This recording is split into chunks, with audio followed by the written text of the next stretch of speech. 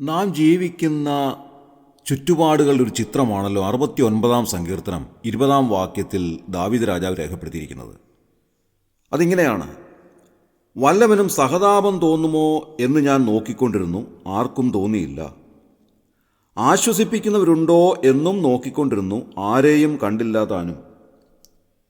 ദാവീദ് രാജാവ് തൻ്റെ ജീവിതത്തിൻ്റെ ഏറ്റവും പ്രയാസകരമായ ഒരു സാഹചര്യത്തിൽ താൻ എഴുതിയിരിക്കുന്ന വാക്കുകളാണല്ലോ ഈ സങ്കീർത്തനത്തിലൂടെ നാം കാണുന്നത്. വാസ്തവത്തിൽ എല്ലാവരാലും ഉപേക്ഷിക്കപ്പെട്ട, എല്ലാവരാലും തഴയപ്പെട്ട ഒരു അനുഭവത്തിലൂടെ കടന്നു പോകുമ്പോൾ ജീവിതത്തിലെ ഏറ്റവും സങ്കടകരമായ ഒരു സാഹചര്യത്തിൽ ഒറ്റപ്പെട്ടുപോയ സമയത്ത് താൻ ചമച്ചതായ സങ്കീർത്തനമാണ് ഈ 69 സങ്കീർത്തനം. ഇതിൽ ഞാൻ വായിച്ചതായ 20 വാക്യത്തിൽ കാണുന്നത്: ആർക്കെങ്കിലും എന്നോട് സഹതാപം തോന്നുമോ എന്ന് ഞാൻ നോക്കിക്കൊണ്ടിരുന്നു, ആരെയും കണ്ടില്ല എന്നാണ് താൻ എഴുതിയിരിക്കുന്നത്.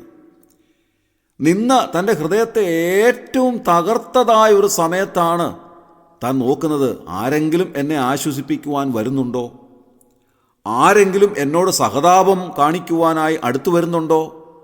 ആരെയും കാണുന്നില്ല എന്ന് താൻ പറയുകയാണ്. ഈ ലോകത്തിൻ്റെ വ്യക്തമായൊരു ചിത്രമാണ് നാം ഇവിടെ കാണുന്നത്. ആർക്കും ആരോടും സഹതാപം തോന്നാത്തതായ ഒരു കാലം, ആരും ആരെയും ആശ്വസിപ്പിക്കുവാൻ അടുത്തു വരാത്തതായ ഒരു സമയം, എല്ലാവർക്കും അവരവരുടെ കാര്യങ്ങൾ മാത്രം നോക്കി നടത്തുവാനുള്ള ഇടുങ്ങിയ മനസ്സിൻ്റെ ഉടമകളായിരിക്കുന്നതായ ഒരു സമയം. കാലം മാറി മാറി വരുംതോറും സാഹചര്യങ്ങൾക്ക് വ്യത്യാസമുണ്ടാവുന്നു. കുറേ കാലം പിന്നിലേക്കൊന്ന് നോക്കുമ്പോൾ ഇങ്ങനെയുള്ള കാര്യങ്ങളല്ലായിരുന്നു അന്ന് നാം കണ്ടിരുന്നത്. ഏതെങ്കിലും ഒരു കുടുംബത്തിൽ പ്രയാസങ്ങളുണ്ടാവുമ്പോൾ ചുറ്റുപാടുകളിലുള്ള എല്ലാവരും അവിടെ ഒരുമിച്ച് കൂടുകയും അവരോട് സഹതപിക്കുകയും അവരുടെ കൂടെ വളരെയധികം സമയം ചെലവഴിക്കുകയും ചെയ്യുമായിരുന്നു. ഒരു മരണ വീട്ടിൽ നാട് മുഴുവൻ ഒരുമിച്ച് കൂടുമായിരുന്നു. അവരുടെ പ്രയാസത്തിൽ അവരോടൊരുമിച്ചിരുന്ന് അവരെ ആശ്വസിപ്പിക്കുകയും അവരുടെ ആവശ്യങ്ങളിൽ കൂട്ടായ ഒരു സഹായം അവർക്ക് നൽകുകയും ചെയ്യുമായിരുന്നു. ദിവസങ്ങളോളം രാത്രിയും പകലും എന്നില്ലാതെ ആ വീട്ടിൽ ആ നാടൊരുമിച്ച് കൂടുമായിരുന്നു. എന്നാൽ വർഷങ്ങൾ കഴിയുമ്പോൾ സ്ഥിതിഗതികൾ ആകെ മാറി മറിഞ്ഞിരിക്കുന്നു. ഇന്ന് ഒരു മരണ വീട്ടിൽ അധിക സമയം ചെലവഴിക്കുവാൻ ആരും മെനക്കെടാറില്ല. അടുത്ത സ്വന്തക്കാരോ ബന്ധുക്കളോ മാത്രം, അല്ലെങ്കിൽ അതുപോലെയുള്ള സ്നേഹിതരോ മാത്രം അല്പസമയം ചെലവഴിക്കും. ബാക്കിയുള്ളവർ അതുമില്ല. അനുശോചന വാക്കുകൾ പറഞ്ഞ് ഞാനും നിങ്ങളുടെ ദുഃഖത്തിൽ പങ്കുചേരുന്നു എന്ന് പറഞ്ഞ് സ്ഥലം വിടുന്ന ആളുകളാണ് ഭൂരിഭാഗവും. ആരെയും വാസ്തവത്തിൽ കുറ്റപ്പെടുത്തിയിട്ട് കാര്യമില്ല. എല്ലാവരും തിരക്കിലാണ്. ഓരോരുത്തർക്കും അവരവരുടേതായ തിരക്കുകളും ജോലി കാര്യങ്ങളും ഒക്കെ ഉള്ളപ്പോൾ അധികം സമയം മറ്റുള്ളവർക്ക് വേണ്ടി ചിലവഴിക്കുവാൻ ഒരുപക്ഷെ സാധിച്ചില്ലെന്ന് വരാം. എന്തായിരുന്നാലും മനുഷ്യ ജീവിതത്തിൽ മറ്റുള്ളവരുടെ ആശ്വാസവും സഹായവും ആഗ്രഹിക്കുന്ന ചില സമയങ്ങളുണ്ട്. ആ സമയത്ത് നാം നോക്കുന്നത്, എന്നെ ആശ്വസിപ്പിക്കുവാൻ ആരെങ്കിലും വരുന്നുണ്ടോ, എന്നെ സഹായിക്കുവാൻ ആരെങ്കിലും ഉണ്ടോ എന്നുള്ളതൊക്കെയാണ്. നമ്മുടെയൊക്കെ ജീവിതത്തിൽ അങ്ങനെയുള്ള സന്ദർഭങ്ങളുണ്ടാകാം. എന്നാൽ ദാവീദ് രാജാവ് പറയുന്നു, നിന്ന എൻ്റെ ഹൃദയത്തെ തകർത്ത് ഞാൻ ഏറ്റവും വല്ലാതെ വിഷാദിച്ചിരിക്കുന്ന സമയത്ത് വല്ലവനും സഹതാപം തോന്നുമോ എന്ന് ഞാൻ നോക്കിക്കൊണ്ടിരുന്നു, ആരെയും കണ്ടില്ല താനും. ആശ്വസിപ്പിക്കുവാൻ ആരെങ്കിലും എൻ്റെ അരികിലേക്ക് വരുമോ എന്ന് ഞാൻ നോക്കിക്കൊണ്ടിരുന്നു, ആരെയും കണ്ടില്ല. സഹായിപ്പാനോ ആശ്വസിപ്പിക്കുവാനോ ആരും വരാത്ത ഒരു സാഹചര്യം ഏറ്റവും ഭയാനകമായ ഒരു സാഹചര്യമാണ്. ജീവിതത്തിലെ നിരാശയുടെ മൂർധന്യതയിൽ ആശ്വാസം ലഭിക്കാതെ, സഹായം ലഭിക്കാതെ ഇരിക്കുക എന്ന് പറയുന്നത് എത്രയോ സങ്കടകരമായ ഒരു കാര്യമാണ്. ഈ കഴിഞ്ഞ ദിവസം ഒരു വൃദ്ധൻ ഒരാറ്റിലേക്ക് ചാടി ആത്മഹത്യ ചെയ്യുന്ന ഒരു ചിത്രം മാധ്യമങ്ങളിലൂടെ പ്രചരിക്കുകയുണ്ടായി. അത് കണ്ടപ്പോൾ വാസ്തവത്തിൽ വളരെ വലിയ സങ്കടം തോന്നിപ്പോയി. ആ മനുഷ്യനെ ആശ്വസിപ്പിക്കുവാനോ അദ്ദേഹത്തിൻ്റെ പ്രയാസം എന്താണെന്ന് അറിയുവാനോ അദ്ദേഹത്തോട് സഹതപിക്കുവാനോ ആർക്കും സാധിച്ചില്ലല്ലോ എന്നുള്ള വളരെ വലിയൊരു വിഷമം ആ സമയത്തുണ്ടായി. അദ്ദേഹം ഭവനത്തിൽ നിന്ന് എന്തോ പ്രയാസങ്ങളുണ്ടായി ഇറങ്ങിപ്പോകുന്ന വ്യക്തിയാണ് എന്ന് പിന്നീട് അറിയുവാൻ സാധിച്ചു. വാർദ്ധക്യത്തിലിരിക്കുന്ന ആ മനുഷ്യന് അത്രമാത്രം പ്രയാസവും ബുദ്ധിമുട്ടും നിരാശയും ജീവിതത്തിൽ ഉണ്ടാകണമെങ്കിൽ അദ്ദേഹത്തെ ആശ്വസിപ്പിക്കുവാൻ ആർക്കെങ്കിലും സാധിച്ചിരുന്നെങ്കിൽ അദ്ദേഹത്തെ ജീവിതത്തിലേക്ക് മടക്കിക്കൊണ്ടുവരുവാൻ സാധിക്കുമായിരുന്നു.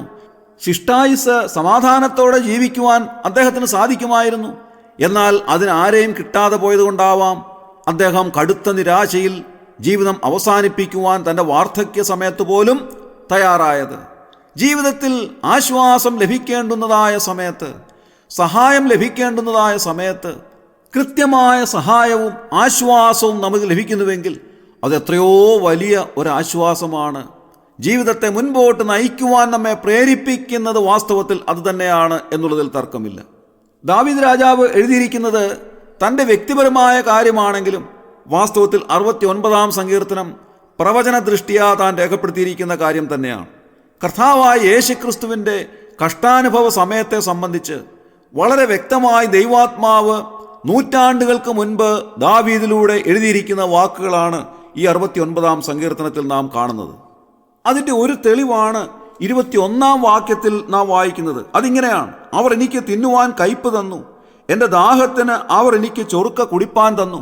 ഇത് നമ്മുടെ കർത്താവായ യേശുക്രിസ്തുവിനെ സംബന്ധിച്ച് എഴുതിയിരിക്കുന്ന കാര്യങ്ങൾ തന്നെയാണ്.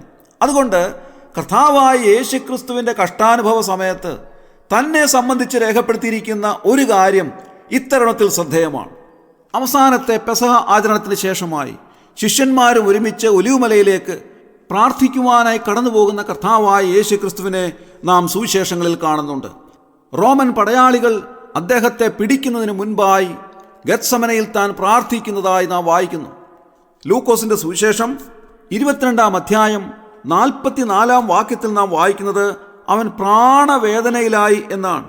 അവൻ പ്രാണവേദനയിലായി പിതാവിനോട് അതിശ്രദ്ധയോടെ പ്രാർത്ഥിക്കുന്ന കർത്താവിനെയാണ് നാം അവിടെ കാണുന്നത്. അവിടെ രേഖപ്പെടുത്തിയിരിക്കുന്നത് ഇങ്ങനെയാണ്: പിന്നെ അവൻ്റെ വിയർപ്പ് നിലത്ത് വീഴുന്ന വലിയ ചോരത്തുള്ളി പോലെയായി. മാനുഷികമായ നിലയിൽ തനിക്ക് താങ്ങാവുന്നതിനപ്പുറമായിട്ടുള്ള ഏറ്റവും വലിയ ഭാരം അദ്ദേഹത്തിൻ്റെ ഹൃദയത്തെ വല്ലാതെ തകർക്കുന്നതായ സമയത്ത് തൻ്റെ വിയർപ്പ് നിലത്ത് വീഴുന്ന വലിയ ചോരത്തുള്ളി പോലെ ആയതായി നാം വായിക്കുന്നു. സർവ്വലോകത്തിൻ്റെയും പാപത്തിൻ്റെ ഭാരം മുഴുവനും കർത്താവായ യേശുക്രിസ്തുവിൻ്റെ മേൽ പിതാവാം ദൈവം ചുമത്തി ഏറ്റവും വലിയ ശിക്ഷയിലേക്ക് അവനെ നയിക്കുന്നതായ സമയം, സർവ്വലോകത്തിൻ്റെയും പാപത്തിന് പരിഹാരമായി ദൈവകുഞ്ഞാടെന്നുള്ള നിലയിൽ യാഗാർപ്പണത്തിന് ദൈവം അവനെ ഒരുക്കുന്നതായ സമയം, അതെല്ലാം അറിയാവുന്ന യേശു കർത്താവ് ഗത്സമന തോട്ടത്തിൽ അവൻ്റെ വിയർപ്പ് പോലും നിലത്ത് വീഴുന്ന വലിയ ചോരത്തുള്ളി പോലെ ആകുവാൻ തക്കവണ്ണം മനസ്സ് ഏറ്റവും വലിയ വ്യഥയിലൂടെ കടന്നു പോകുന്നതായ സമയമാണ് ഈ വേദഭാഗത്തിൽ നാം കാണുന്നത്. കൂടെയുള്ള ശിഷ്യന്മാർ പോലും അവർ അദ്ദേഹത്തെ വിട്ട് ദൂരെ ഇരുന്ന് ഉറങ്ങുന്നതായി നാം വായിക്കുന്നുണ്ട്.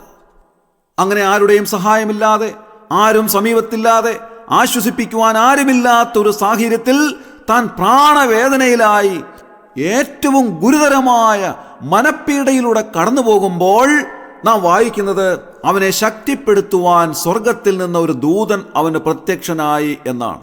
ലൂക്കോസിന്റെ സുവിശേഷം 22-ാം അധ്യായം 43-ാം വാക്യത്തിൽ നാം അത് വായിക്കുന്നുണ്ട്. മനുഷ്യരുടെ സഹായം ഒന്നും ലഭിക്കാതെ വന്നപ്പോൾ, ആരും അരികിൽ വന്ന് ആശ്വസിപ്പിക്കുവാൻ ഇല്ലാതെ വന്നപ്പോൾ, സ്വർഗത്തിൽ നിന്ന് ഒരു ദൂതൻ അവൻ്റെ അരികിലേക്ക് വന്ന് അവനെ ധൈര്യപ്പെടുത്തുകയാണ്, അവനെ ആശ്വസിപ്പിക്കുകയാണ്. യെരൂശലേമിൽ തനിക്ക് നേരിടുവാനുള്ള സകല കാര്യങ്ങളും മറുരൂപമലയിൽ മോശയും ഏലിയാവും യേശുക്രിസ്തുവിനെ അറിയിച്ചിരുന്നു. അതുകൊണ്ട് തന്നെ തനിക്ക് നേരിടുവാനുള്ള സകലവും അവിടുത്തേക്ക് അറിയാമായിരുന്നു. മാനുഷികമായ നിലയിൽ ഏറ്റവും ഭയാനകമായ ഒരനുഭവമാണത്. അതിൽ പിടിച്ചു നിൽക്കുവാൻ മറ്റൊരു മനുഷ്യനും സാധ്യമല്ല.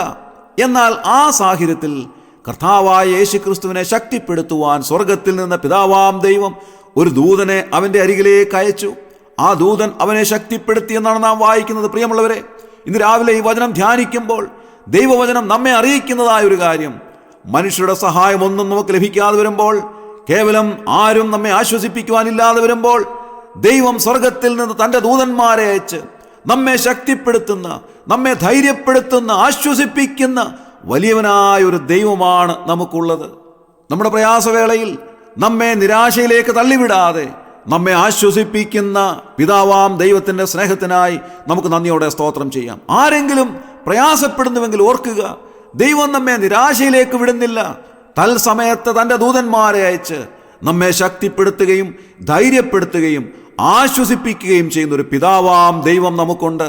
എത്ര വലിയൊരു കരുതലാണ് ദൈവം നമുക്ക് നൽകുന്നത്. ഒരു പക്ഷേ ജീവിതത്തിലെ ഏതെങ്കിലുമൊക്കെ പ്രയാസത്തോടുള്ള ബന്ധത്തിൽ, ബുദ്ധിമുട്ടിൻ്റെ സമയത്ത്, വല്ലാതെ നിരാശയിലേക്ക് ഒരുപക്ഷെ നാം എടുത്തെറിയപ്പെടുന്ന സമയത്ത് ദൈവവചനം നമ്മോട് പറയുകയാണ്, നീ ഭയപ്പെടേണ്ട, ഞാൻ നിന്നോട് കൂടെയുണ്ട്. ഞാൻ എൻ്റെ ദൂതന്മാരെ അയച്ച് നിന്നെ കാവൽ ചെയ്യുന്നു. ഞാൻ എൻ്റെ ദൂതന്മാരെ അയച്ച് നിന്നെ ശക്തിപ്പെടുത്തുന്നു. അവർ നിന്നെ തലോടുന്നു, നിന്നെ സഹായിക്കുന്നു. നീ തനിയെയല്ല. നിന്റെ ജീവിതത്തിൻ്റെ എല്ലാ സമയത്തും സ്വർഗീയ ദൂതന്മാരുടെ സംരക്ഷണം നിനക്കുണ്ട്. അതുകൊണ്ട് തനിയെയാണ് എന്ന് വിചാരിച്ച് നീ ഭയപ്പെടേണ്ടെന്ന് ആവശ്യമില്ല. കർത്താവിൻ്റെ അസംഖ്യം ദൂതന്മാർ നിനക്ക് ചുറ്റും നിന്നെ പരിചരിക്കേണ്ടതിന് ഉണ്ട്. ഇന്ന് രാവിലെ ഈ വചനം നമ്മെ ധൈര്യപ്പെടുത്തട്ടെ, ശക്തീകരിക്കട്ടെ. ഇന്നത്തെ ദിവസം മുഴുവനും ധൈര്യത്തോടെ ജീവിപ്പാൻ തക്കവണ്ണം ഈ വചനം നമ്മെ ഇടയാക്കട്ടെ. നമ്മുടെ കണ്ണുകളെ അടയ്ക്കാം, പ്രാർത്ഥിക്കാം. ക്രിസ്തുയേശുവിലൂടെ അതിവാത്സല്യമായി ഞങ്ങളെ സ്നേഹിക്കുന്ന സ്വർഗീയ പിതാവാം നല്ല ദൈവമേ, അനുഗ്രഹകരമായ പ്രഭാതത്തിനായി ഞങ്ങൾ നന്ദിയോടെ സ്തോത്രം ചെയ്യുന്നു. കർത്താവേ, പലപ്പോഴും ഞങ്ങളുടെ ജീവിതത്തിൽ ഞങ്ങളെ ആരെങ്കിലും ആശ്വസിപ്പിക്കുവാനുണ്ടോ, സഹായിക്കുവാനുണ്ടോ എന്നൊക്കെ ഞങ്ങൾ ആഗ്രഹിക്കുന്നതായ സമയമുണ്ട്. എന്നാൽ പലപ്പോഴും ആരെയും കാണാതെ ഞങ്ങൾ നിരാശയിൽ ആണ്ടുപോകാറുണ്ട്. എന്നാൽ ആ സമയങ്ങളിലെല്ലാം അവിടുന്ന് ഞങ്ങളെ കരുതുന്നുവെന്നും അവിടുത്തെ ദൂതന്മാരെ അയച്ച് ഞങ്ങളെ ആശ്വസിപ്പിക്കുകയും ഞങ്ങളെ സഹായിക്കുകയും ചെയ്യുന്നുവെന്നുള്ള ഉറപ്പേറിയ വചനം ഞങ്ങൾക്ക് നൽകിയതിനായി ഞങ്ങൾ നന്ദിയോടെ സ്തോത്രം ചെയ്യുന്നു. അവിടുന്ന് ഞങ്ങളെ ശക്തിപ്പെടുത്തുന്നതിനായി ഞങ്ങൾ നന്ദി പറയുന്നു. അവിടുന്ന് ഞങ്ങളെ ധൈര്യപ്പെടുത്തുന്നതിനായി ഞങ്ങൾ നന്ദി പറയുന്നു. അവിടുത്തെ ദൂതന്മാരെ ഞങ്ങൾക്ക് ചുറ്റും എപ്പോഴും കാവൽ നിർത്തിയിരിക്കുന്നതിനായി ഞങ്ങൾ നന്ദിയോടെ സ്തോത്രം ചെയ്യുന്നു. അവിടുത്തെ കാവലും പരിപാലനവും അനുഭവിച്ചുകൊണ്ട് ഇന്നത്തെ ദിവസം ധൈര്യത്തോടെ ജീവിപ്പാൻ ഞങ്ങളെ സഹായിക്കണമേ. ഈ ശുശ്രൂഷയിൽ സംബന്ധിക്കുന്ന എല്ലാവരെയും അവിടുന്ന് സഹായിച്ചാട്ടെ. ആരെങ്കിലും തനിയായിപ്പോയെന്നോ, സഹായമില്ലാത്തവരാണെന്നോ, ആശ്വാസമില്ലാത്തവരാണെന്നോ, നിരാശയിലാണെന്നോ വിചാരിക്കുന്നുവെങ്കിൽ കർത്താവെ, ഇന്ന് പകലിൽ അവരെ ധൈര്യപ്പെടുത്തണമേ.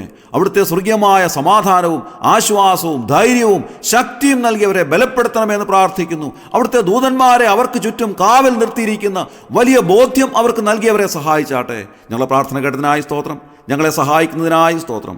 ഞങ്ങളുടെ കർത്താവിന്റെ രക്ഷിതാവുമായ യേശു ക്രിസ്തുവിന്റെ ധന്യമായ നാമത്തിൽ തന്നെ ആമേൻ.